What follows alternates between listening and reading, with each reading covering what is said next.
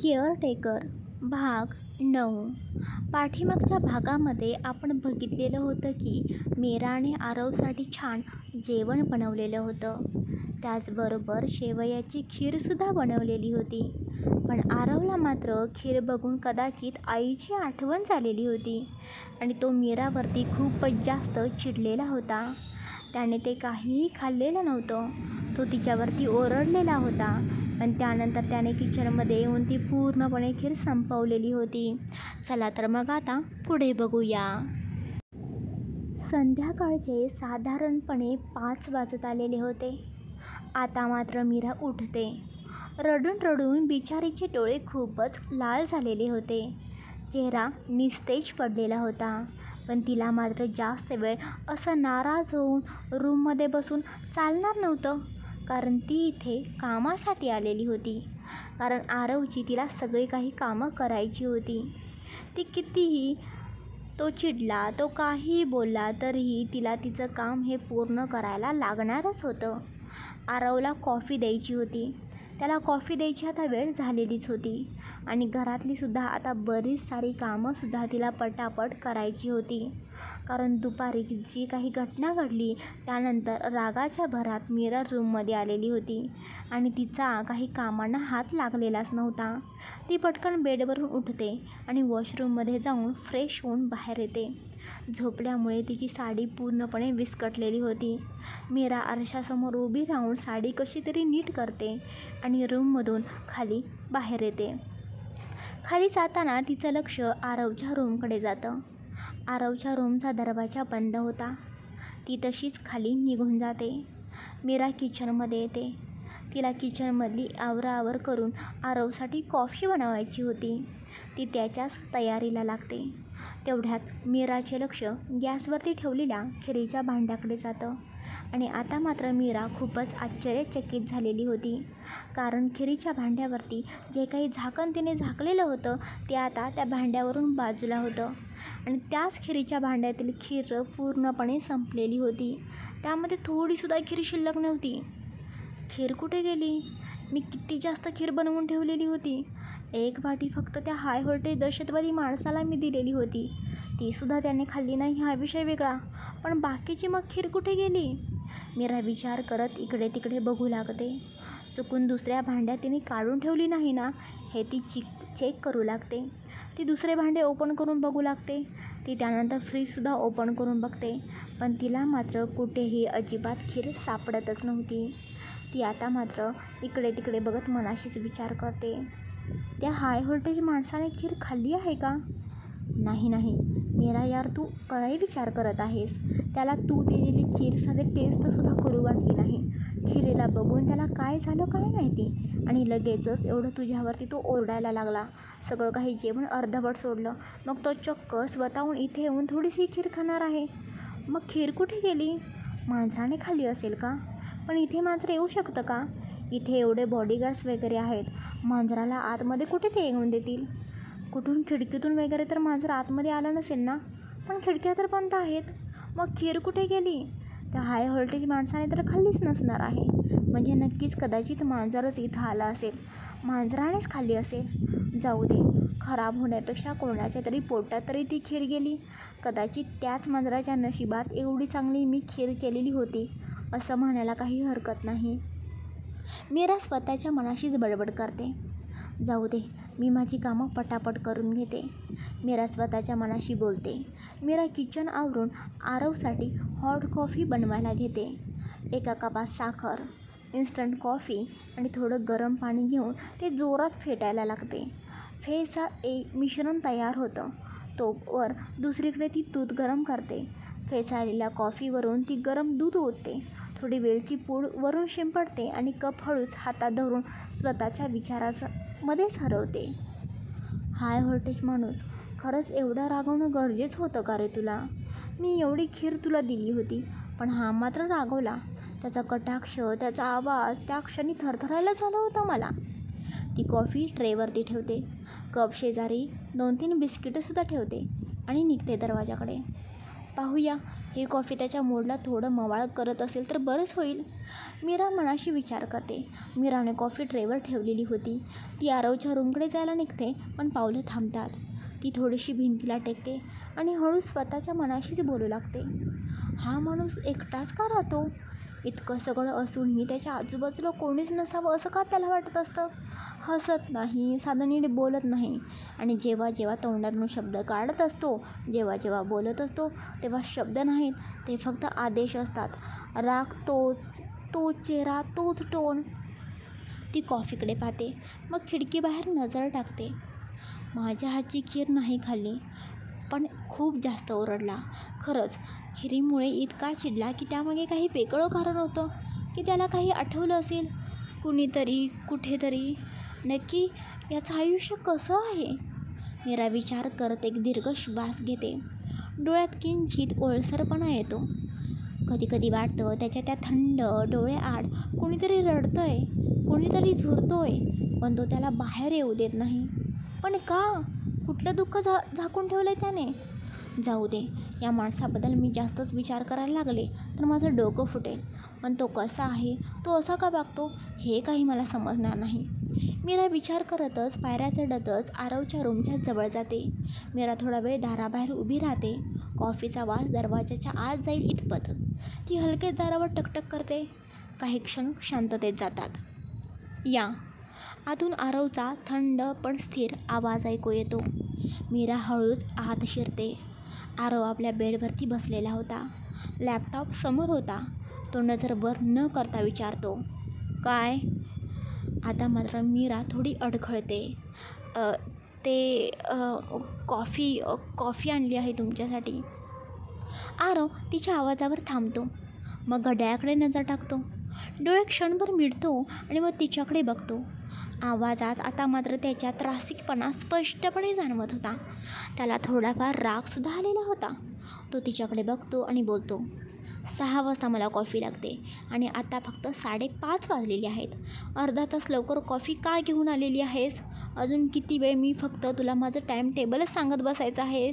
सगळा दिवस यातच केलेला आहे. अजून किती दिवस मी तेच सांगायचं आहे?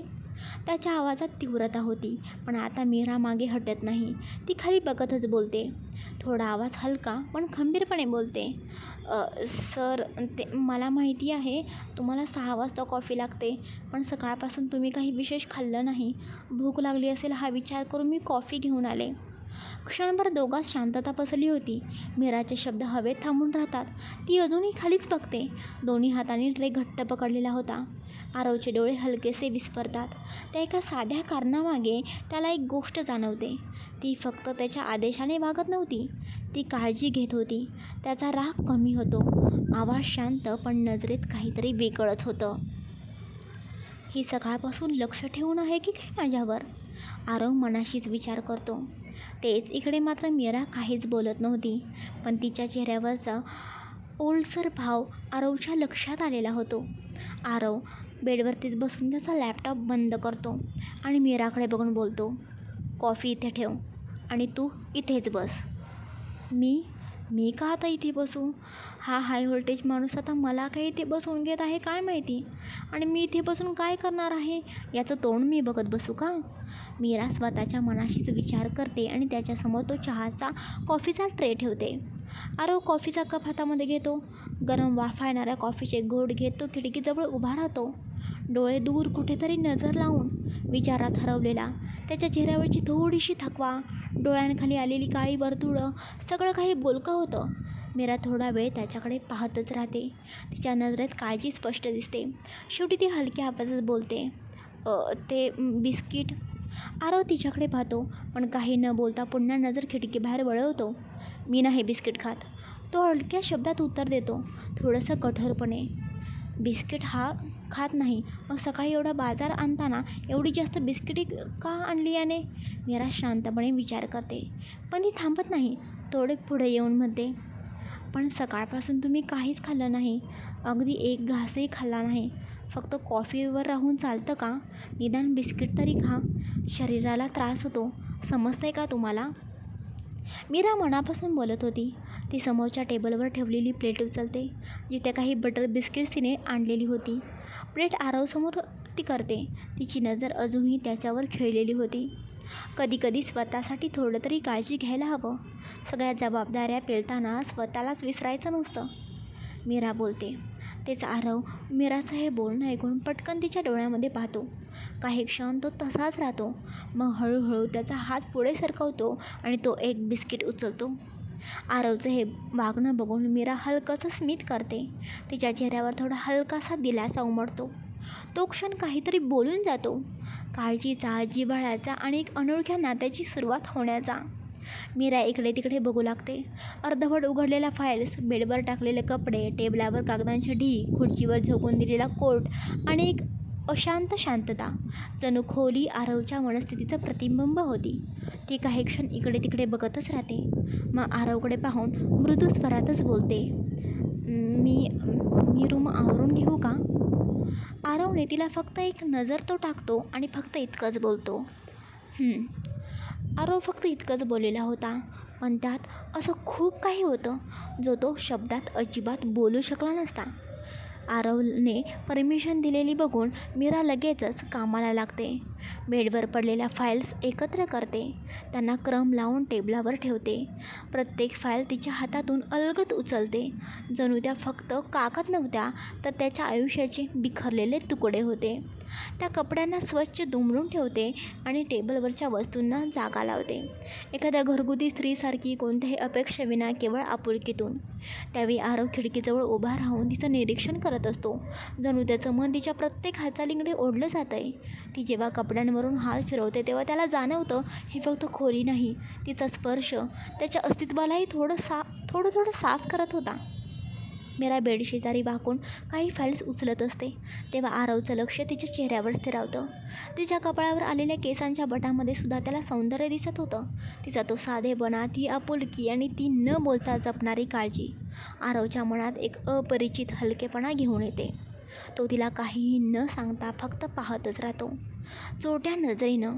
जणू ती काहीही त्याच्याशी आयुष्याचा भाग झालेली होती आणि त्यानेच नकळत तिला मनात एक जागासुद्धा दिलेली होती. मीरा आपल्या कामामध्ये हरवून गेलेली होती. ती तिचं प्रत्येक काम अगदी आपुलकीने मनापासून करत होती. तो क्षण असा होता, शब्दांशिवाय घडलेला तो संवाद होता. एक अशी सुरुवात जिथे पसारा केवळ खोलीत नव्हता तर मनामध्ये होता आणि दोघंही हळूहळू तो आवरू लागलेले होते. मीरा आरवची सगळी काही रूम अगदी नीट टापटीपणे सगळं काही आहे त्या ठिकाणी नीट ठेवते आणि त्यानंतर आरवकडे बघून बोलते, झाली रूम आवरून. मीराचं बोलणं ऐकून आरव एकदा सगळ्या काही रूमकडे नजर फिरवतो. पहिल्यापेक्षा त्याची रूम खरं तर एकदम टापटीपणे आवरलेली दिसत होती. आत्तापर्यंत त्याची रूम अशी कधीच आवरली गेली नव्हती. काही मिनिटातच मीराने खूप पटापट रूम आवरून ठेवलेली होती. आरव फक्त इतकंच बोलतो. तेच मीरा आरवकडे बघते आणि बोलते, सर, म्हणजे मला एक विचारायचं होतं. आज रात्री मी जेवणामध्ये काय करू? तुला जे वाटेल ते कर, आरव बोलतो. तेच आरवचं बोलणं ऐकून मीरा मनातच बोलते, जे मला वाटेल ते मी सकाळी करून बघितलं आहे, पण तुम्हाला खूपच जास्त राग येतो ना, तुम्हाला ते आवडत नाही, मग आहे ते अन्नसुद्धा वाया जातं, म्हणून मी विचारत आहे. त्यामुळे आता गप्पपणे सांग रे बाबा, तुला जेवणामध्ये काय हवं आहे ते. मीरा स्वतःच्या मनाशीच विचार करते आणि परत आरवकडे बघते आणि बोलते, नाही नको, माझ्यामुळे आज दिवसभर तुम्ही उपाशी राहिलेले आहात. पोटात काही जेवणसुद्धा तुमच्या गेलं नाही. त्यामुळे आता परत चूक नको व्हायला आणि मला परत चूकसुद्धा करायची नाही. त्यामुळे तुम्हीच सांगा, तुम्हाला जेवणामध्ये काय मेनू हवा आहे, तेच मी करेन. तेच मीराचं बोलणं ऐकून आरव पटकन मीराकडे बघू लागतो. त्याला कदाचित असं वाटत होतं की मीरा हे सगळं काही काळजीने बोलत आहे.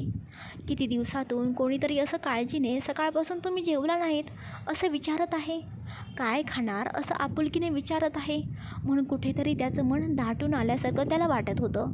तेच आरवच्या चेहऱ्यावरचे एक्सप्रेशन बघून मीरा थोडी घाबरलेली होती.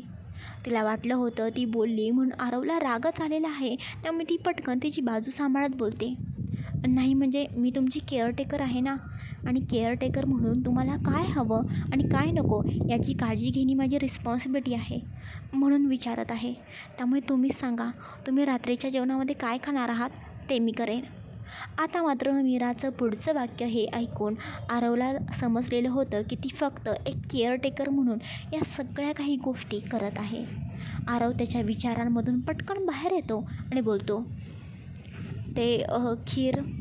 आरव पुढे काही बोलणार तेवढ्यात मीरा बोलते, सॉरी, दुपारी मी तुमच्यासाठी खीर केली होती कारण सकाळी तुम्हाला अंडा ब्रेड केलेलं आवडलं नव्हतं.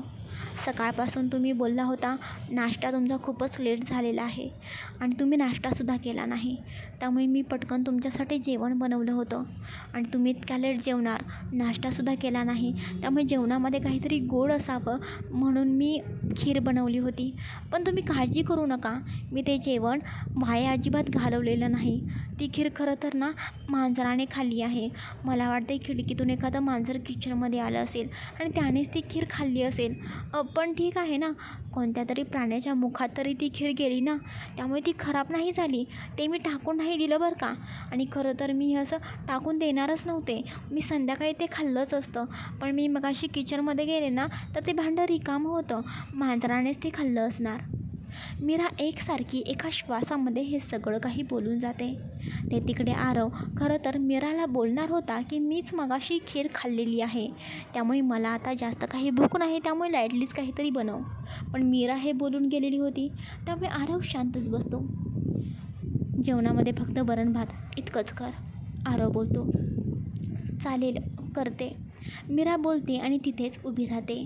तेच मीरा बाहेर का गेली नाही म्हणून आरव प्रश्नार्थक नजरेनेच मीराकडे बघतो आणि बोलतो, आता काय? नाही, काही नाही. मग इथे का उभी आहेस? पण तुम्ही तर अजून तू जा असं मला बोलला नाहीत ना, म्हणून मी इथे उभी आहे, मीरा बोलते. मीराच्या या वागण्याचं खरं तर आरवला आता काय करावं हेच समजत नव्हतं. त्यामुळे तो एक दीर्घ श्वास घेतो आणि थोडी चिडचिड कमी करत बोलतो, तू जाऊ शकतेस. चालेल, मीरा बोलते आणि पटकन तो ट्रे हातामध्ये घेते आणि बाहेर निघून जाते. आता मात्र मीरा रूमच्या बाहेर येऊन स्वतःच्या मनाशीच विचार करू लागते. या हाय व्होल्टेज दहशतवादी माणसाच्या मनामध्ये ना नक्की काय सुरू आहे ते मला समजतच नाही. एकदा चिडत असतो, एकदा शांत बसत असतो, एकदा मी काय बोलते ते ऐकत असतो. आता मी फक्त त्याला बिस्किट घ्या म्हटलं तर लगेच त्यानं घेतलं, नाहीतर मला वाटलं परत माझ्यावरती चिडतोय की काय. पण आता एवढं शांतपणे कसं काय माझ्याशी हा बोलला? जाऊ दे, या माणसाला ना समजून घेणं खूपच अवघड काम आहे आणि याला ना मला समजून घ्यायचंसुद्धा नाही. किती दिवस मी याच्यासोबत राहणार आहे? मीरा विचार करतच खाली किचनमध्ये येते आणि तो ट्रे किचनमध्ये ठेवून पटकन तिचा मोबाईल हातामध्ये घेते. तिला आता श्वेताची आणि आईची खूप आठवण येत होती, त्यामुळे ती पटकन श्वेताला कॉल करते. तेच दुसऱ्या बाजूने श्वेता पटकन कॉल रिसीव करते. हां ताई, बोल ना. श्वेता, अगं कशी आहेस तू? आणि आई कशी आहे? सगळं काही तिथं ठीक आहे ना? काही प्रॉब्लेम तरी झाला नाही ना? अगं ताई, हो गं, तू शांत हो. किती बोलत आहेस? सगळं काही ताई इकडं नीट आहे. आत्ताच आईला मी नारळ पाणी आणून दिलेलं आहे आणि तूसुद्धा सकाळी डॉक्टरांनी सांगितलेलं जे काही ड्रिंक आणून दिलेलं होतंस ना ते सुद्धा मी आईला दिलेलं आहे. सगळं काही ठीक आहे. आईसुद्धा ठीक आहे. उद्या 11 वाजता डिस्चार्ज पण देणार आहेत. तू काही सगळी प्रोसिजर करून ठेवलेलीच आहेस, त्यामुळे फक्त इथून निघून जायचं आहे. हो श्वेता, पण तरी पण काळजी वाटते गं. तू एकटी आता सगळं काही मॅनेज करत आहेस. अगं ताई, तूसुद्धा एकटी सगळं काही मॅनेज करतच होतीस ना, मग मीसुद्धा जर काही मॅनेज केलं म्हणून काय झालं? ताई, तू नको काळजी करू, पण ताई तू ठीक आहेस ना? तिथली माणसं सगळी काही चांगली आहेत ना? श्वेताचं बोलणं ऐकून आता मात्र मीराला आरवचा चेहरा डोळ्यासमोर आलेला होता. ती मनातच बोलते, मीरा एखाद्या जाळ्यामध्ये अडकलेली आहे, सिंहाच्या जाळ्यात असं मला वाटतंय. मीरा मनाशीच विचार करते आणि बोलते, श्वेता, तू नको काळजी करू. इथे सगळं काही ठीक आहे बघ. इथली माणसंसुद्धा खूप चांगली आहेत बरं का, त्यामुळे काळजी करण्यासारखं काहीही कारण नाही. बाकी तू फक्त तुझी आणि आईची काळजी घे, वेळेवरती जेवा, तूसुद्धा आईला वेळेवरती औषध दे आणि उद्या घरी गेल्यानंतर मला कॉल कर. हो ताई, करते मी तुला कॉल. बरं चल श्वेता, मी फोन ठेवू का? मला थोडी कामं आहेत. हो ताई, चालेल, काळजी घे तू तुझी, श्वेता बोलते आणि कॉल कट करते. तेच तिकडे श्वेता आणि आई दोघेही नीट आहेत, काहीच प्रॉब्लेम नाही. हे ऐकून मीराला थोडं बरं वाटत होतं. सारखी सारखी तिच्या मनामध्ये त्यांचीच काळजी वाटत होती. मीरा तिचा मोबाईल बाजूला ठेवून परत घरातलं बाकीचं सगळं काही आवरू लागते. कारण घराची पूर्ण जबाबदारी तिच्या हातामध्ये होती. घराची साफसफाई करणं, प्रत्येक वस्तू ज्या त्या ठिकाणी ठेवणं, हे सगळं काही तिच्या हातामध्ये होतं. आरवला 8 वाजता जेवण लागतं हे त्याने सकाळी सांगितलेलं होतं आणि त्याला फक्त वरण भातच करायचं होतं. त्यामुळे मीरा बाकीचे काम आवरतच एका बाजूला भात आणि दुसऱ्या बाजूला डाळ शिजत घातलेली होती. डाळ शिजल्यानंतर ती एका मोठ्या चमच्याने हळूवारपणे डाळ स्मॅश करते आणि एका कढईत तूप टाकते. तुपामध्ये ठेचलेला लसूण, मिरची, जिरे, मोहरी, हळद, कढीपत्ता हे सगळं काही फोडणी देऊन एक छानपणे फोडणी टाकते आणि त्यामध्ये हे शिजवलेली डाळ ओतते. त्यात थोडेसे मीठ टाकून हळूवारपणे हलवू लागते. वरण खूपच छान बनलेलं होतं. वाल छान दरवळत होता. तिकडे भातसुद्धा खूप छान तयार झालेला होता. मीरा एकदा घड्याळामध्ये बघते. 7:45 वाजून गेलेले होते. त्यामुळे मीरा पटापट तिचा हात चालवू लागते. दुसऱ्या बाजूला ती गॅसवरती पापड भाजते. ती एक मोठं ताट घेते. एका वाटीत वरण, बाजूला भात, त्याच्या बाजूला पापड आणि लोणचं हे सगळं काही नीट मांडते आणि आता आरवला जेवायला बोलवण्यासाठी त्याच्या रूममध्ये ती जाऊ लागते. ती किचनमधून बाहेर पडण्यात तेवढ्यात तिचं लक्ष जातं की आरव पायऱ्यावरून खाली उतरून येत आहे. तो डायरेक्ट डायनिंग हॉलवरती येऊन त्याच्या चेअरवरती आता मात्र बसलेला होता. आरवला बरोबर टायमिंगवरती आलेलं बघून मीरा स्वतःच्या मनाशीच बोलते, नशीब हा माणूस स्वतःच्या मनानेच टायमिंगवरती आलेला आहे, नाहीतर याच्या रूममध्ये जाऊन याला बोलवायचं म्हणजे माझ्या जीवावरतीच येतं. मीरा बडबड करत पटकन ते ताट उचलते आणि आरवसमोर ठेवते. आरव ताटाकडे बघतो. तेच मीरा आरवच्या बाजूला साडीचा पदर पकडून उभी होती. आता तरी शांतपणे या माणसाने हे खावावं असं तिला फक्त वाटत होतं. कारण किती जरी आरवबद्दल तिच्या मनात राग असला, किती जरी त्याचं वागणं तिला पटत नसलं, तरीही दिवसभर माणसाने उपाशी बसल्यानंतर तिच्या मनात एक काळजी तर निर्माण होणारच होती ना, कारण तिच्यामुळे तो दिवसभर उपाशी बसलेला होता. आरव एकदा ताटाकडे बघतो आणि परत जेवायला सुरुवात करू लागतो. पण त्याच्या डाव्या हातामध्ये मोबाईल होता. मोबाईलमध्ये बघतच तो उजव्या हाताने जेवण करत होता. मोबाईलमध्ये बघतच त्याचं जेवण करणं सुरू होतं. जेवण करता करता तो मोबाईलसुद्धा बघत आहे. हे वागणं मात्र मीराला अजिबात आवडलेलं नव्हतं. त्यामुळे ती हळूवारपणे बोलते, सर, जेवताना मोबाईल वापरू नये. जेवताना आपलं लक्ष फक्त आपल्या जेवणाकडेच असावं. असं म्हणतात की आपण जेवणाकडे लक्ष दिलं तर आपल्या अंगाला ते चांगलं जेवण लागतं. त्यामुळे आपण जेवणाकडेच लक्ष द्यावं. तेच मीराचं हे बोलणं ऐकून आरव एकदा मीराकडे थोड्या रागीट नजरेने बघतो. पण तिचं अजिबात न ऐकता मोबाईल चालवतच जेवू लागतो. तेच आरव तिचं ऐकत नाही म्हणून मीरा स्वतःच्या मनाशीच बोलते, कर बाबा कर, तुला हवं ते कर. चांगलं सांगायला गेलं तर रागाने डोळे फाडून माझ्याकडे बघत असतो. माझं काय जातं आहे, तुझंच जाणार आहे, कर तुला पाहिजे ते. मीरा मनातल्या मनात बडबड करत तिथेच उभी होती. आरव मोबाईलमध्ये बघतच जेवण करत होता. त्याच्या ताटातला आता भात संपत आलेला होता. मीरा पटकन भात वाढण्यासाठी हात पुढे करते. आरव तिच्याकडे बघू लागतो. मीरा ताटातला भात संपत आलेला आहे तेच वाढत होती. मोबाईलमध्ये बघत असताना त्याचं लक्ष अजिबात त्याच्या ताटाकडे नव्हतं आणि त्याला समजलंसुद्धा नव्हतं की त्याच्या ताटातला भात संपत आलेला आहे. आरव आता मात्र आजूबाजूला बघतो. तो त्या भांड्यामध्ये एकदा बघतो तर त्यामध्ये फक्त आता थोडासाच भात शिल्लक होता. त्यामुळे आरव पटकन बोलतो, बस, एवढा भात नको आहे मला.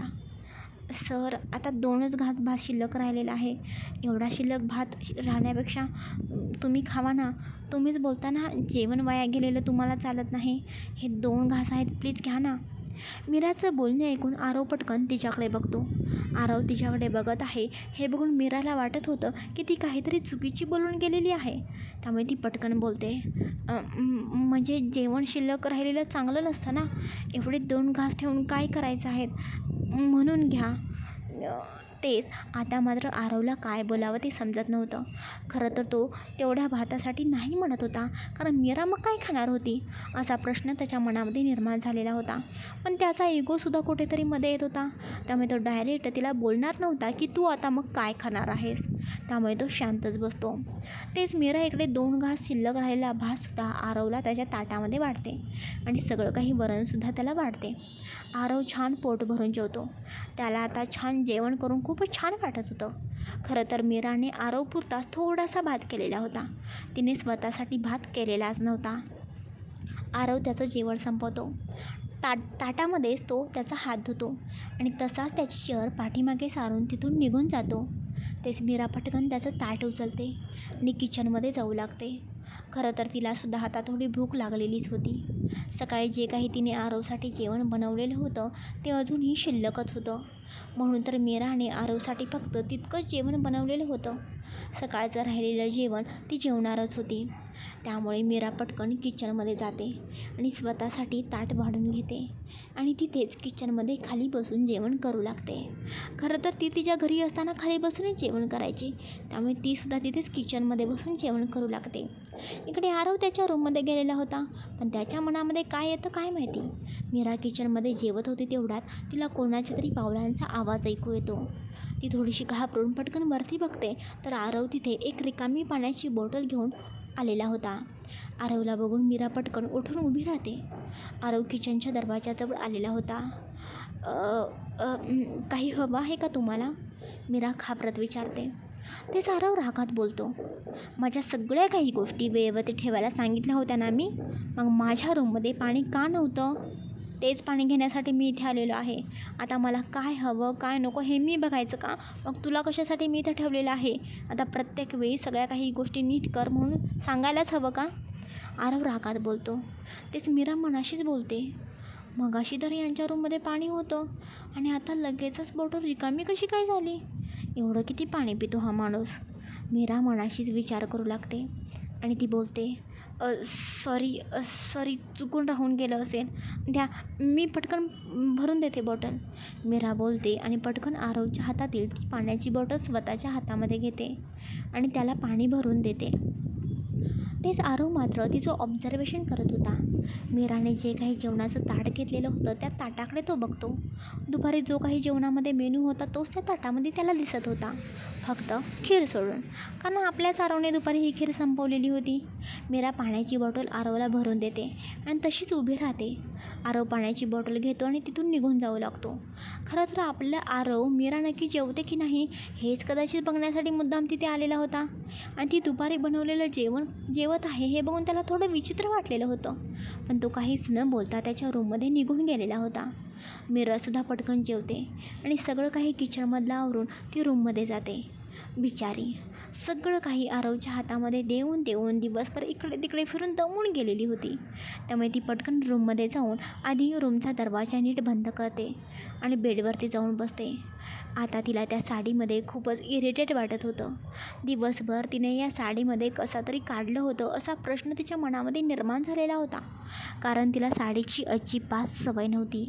एक तर ते स्लीवलेस ब्लाऊज, त्यामुळे आरवसमोर तिला अनकम्फर्टेबल वाटायचे. यार, हे रोज रोज साडी नेसणं ना मला अजिबात होणार नाही, पण ते शॉर्ट ड्रेस घालण्यापेक्षा हे बरं आहे.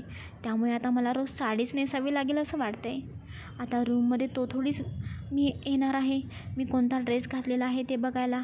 मी पटकन मी आणलेले ड्रेस घालते. मीरा स्वतःच्या मनाशी बोलते आणि पटकन तिची बॅग शोधू लागते. पण तिला मात्र तिच्या रूममध्ये तिने आणलेली बॅग, तिचे ते कपडे अजिबात तिथे दिसतच नव्हते. माझी बॅग कुठे गेली? मीरा बडबड करतच इकडे तिकडे बघू लागते आणि तिची बॅग शोधू लागते. ते पण तिला मात्र तिची बॅग फक्त एका बाजूला दिसते, पण ती रिकामी पडलेली बॅग दिसते. त्या बॅगमध्ये तिचे कपडे नव्हतेच. आता मात्र मीराला आरवच्या वागण्याचा खूपच जास्त राग आलेला होता. नक्कीच हे आरवने केलेले असणार हे मीराला समजलेलं होतं, पण ती तरी आता काय बोलणार होती. ती रागातच बेडवरती बसते. हा माणूस ना नक्की स्वतःला काय समजतो काय माहिती. मी माझे कपडे घालणार नव्हते याच्या मतानुसारच मी भागत होते ना. त्याने जे काही कपडे माझ्यासाठी शॉर्ट आणलेले आहेत, या साड्या हेच मी वापरत होते ना. पण माझे कपडे फेकून द्यायची काय गरज होती? या माणसाला ना किती पैशांचा माज आहे काय माहिती. या कपड्यांसाठी मी किती कष्ट घेतलेले होते, कसेबसे मी कपडे घेतलेले होते माझ्यासाठी, आणि ते सुद्धा या निर्लज्ज माणसाने फेकून दिले आहेत वाटतं. आता मी कधी श्वेताला आईला भेटायला गेले तर काही या अशा ड्रेसमध्ये जाऊ का? ह्या अशा साडीमध्ये जाऊ का? शॉर्ट ड्रेस घालू का? आता परत मला माझ्यासाठी काहीतरी चांगला ड्रेस घ्यावा लागेल. मीराची आता खूपच चिडचिड होत होती, पण ती तर आता एवढी चिडचिड करून काय करणार होती. ते स्वतःला समजावते आणि स्वतःचाच राग कंट्रोल करते आणि पटकन एक नोटबुक हातामध्ये घेते आणि त्याचं एक पेज फाडते आणि त्यावरती ती वरती मोठ्या अक्षरात एक हेडिंग लिहिते, हाय हॉटेल दहशतवादी माणसाचे टाईम टेबल. आणि खाली आरवने सकाळी जे काही तिला टायमिंगवरती करायला सांगितलेलं होतं ते सगळं काही टायमिंग सकट त्या नोट डाऊनमध्ये सगळं काही नोट करते आणि ते पेज फाडून बरोबर आरशाच्या बाजूला ते पेज चिटकवते आणि त्या पेजकडे बघत बोलते, माझं हे मोटिवेशन आहे. लवकर उठायचं आणि या टाईम टेबलनुसारच काम करायचं. एवढंच आता 1 वर्ष माझं काम असणार आहे. या तुरुंगवासात हेच मला काम करावं लागणार आहे. जाऊ दे, आता मी झोपते. मला ना खूप कंटाळा आलेला आहे. उद्याने लवकर उठायला पाहिजे. 5:30 वाजता त्या हाय व्होल्टेज माणसाला ना लिंबू पाणी द्यायचं आहे. म्हणजे 5:15 वाजता उठते. 15 मिनटात लिंबू पाणी मी करून देऊ शकते. मीरा विचार करतच मोबाईलवरती 5:15चा अलार्म लावते आणि मोबाईल बाजूला ठेवून ती तशीच बेडवरती झोपी जाते. चला गाईज, तुमच्यासाठी आजचा मी हा मोठा भाग लिहिलेला आहे बरं का. त्यामुळे आजचा हा तुमच्यासाठी मोठा भाग कसा वाटला नक्की भरभरून कमेंट्स करून सांगा. आपल्या आरवचं मीराबद्दलचं वागणं कसं वाटतंय ते सुद्धा कमेंट्स करून सांगा. बाकी आज मीराचा पहिला दिवस होता, त्यामुळे ती बऱ्याच चुका करत होती आणि आरवसुद्धा तिला थोडंफार समजून घेत होता. त्याने अजूनही तिला काही पनिशमेंट दिली नाही बरं का. पण आता उद्यापासून खरं तर आपल्या मीराची परीक्षा सुरू होणार आहे.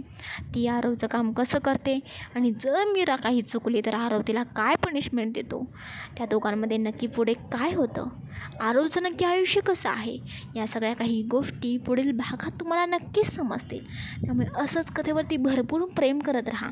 मला माहिती आहे तुम्हाला ही कथा खूपच जास्त आवडत आहे, कारण अपेक्षापेक्षा जास्त तुम्ही खूप छान सपोर्ट करत आहात. त्यामुळे असाच तुम्ही माझ्या कथेवरती छान सपोर्ट करत राहा आणि छान छान कमेंट्स करत राहा. बाकी गाईज, तुम्ही ना प्रत्येकजण कमेंट्स करत असता की पुढचा भाग लवकर अपलोड करा. पण गाईज, खरंच रोज तुम्ही हे कमेंट करत असता, पण तुम्हाला माहिती आहे ना मी दुसऱ्या दिवशी भाग अपलोड करतच असते. मग का तुम्ही एक कमेंट ही करत असता? मी नक्की खात्री देऊन सांगते, कधीतरी क्वचित कामानिमित्त मागे पुढे होऊ शकतं, पण मी डेली पार्ट अपलोड करत असतेच ना. त्यामुळे प्लीज आपल्या कथेविषयी काहीतरी तुम्ही भरभरून कमेंट्स द्या, जेणेकरून तुम्हालासुद्धा एक लिहायला जमेल, कथेविषयी काय वाटतं ते तुम्हाला समजेल. त्यामुळे भरभरून आपल्या कथेविषयी तुम्ही कमेंट्स करायला विसरू नका आणि आपल्या आरव आणि मीराबद्दल काय वाटतं हे सुद्धा मला नक्की सांगा. त्यांची ही नवीन लव्ह स्टोरी कशी वाटते, पुढे खरंच त्यांची लव्ह स्टोरी होईल की नाही माहिती नाही बरं का, पण काय वाटतं, होईल की नाही होईल, आरव मीराला समजून घेईल की नाही घेईल, सगळं काही तुम्हाला पुढच्या भागामध्ये समजेलच. त्यामुळे आपल्या कथेवरती असंच भरभरून प्रेम करा. बाकी तुम्ही कमेंटमध्ये आणखीन एक म्हणता की रोज 2 पार्ट अपलोड करा, पण खरंच ती कथा लिहिणं, त्यानंतर ती एडिट करणं, त्यानंतर त्याला आवाज देणं, या सगळ्या काही गोष्टी ना पॉसिबल नसतात. मला मान्य आहे, मी पाठीमागे ज्या काही 2 स्टोरी होत्या त्या कधी 2 अपलोड करत होते किंवा रोज 2 अपलोड करत होते, कारण ना त्या 2 स्टोरी ऑलरेडी मी लिहून ठेवलेल्या होत्या. त्यामुळे त्या फक्त कॉपी पेस्ट करणं इतकंच माझं काम होतं आणि त्याला आवाज देणं हे माझं काम होतं. पण आता मात्र ही कथा स्वतः लिहायची आणि परत मग या कथेला आवाज द्यायचा, एडिटिंग करायचं, या सगळ्या काही गोष्टींसाठी खरंच वेळ लागतो. पण कधी मला जमतच असेल, माझ्याकडे जास्त वेळच असेल, तर मी नक्की तुमच्यासाठी 2 भाग एकाच दिवशी अपलोड करण्याचा प्रयत्न करेन किंवा एखादा तुम्हाला बोनस पार्टसुद्धा सरप्राईज म्हणून देईन. त्यामुळे प्लीज तुम्ही लगेचच पुढचा भाग आजच अपलोड करा किंवा उद्या भाग टाका, ही कमेंट्स करू नका. मी तुम्हाला एक देणारच आहे, हे माझं काम आहे आणि मी माझ्या कामासाठी एकदम तत्पर तुमच्यासाठी हजर राहणार आहे. त्यामुळे तुम्ही खरंच कथेवरती भरभरून प्रेम करा, भरभरून कमेंट्स करा. Bye, take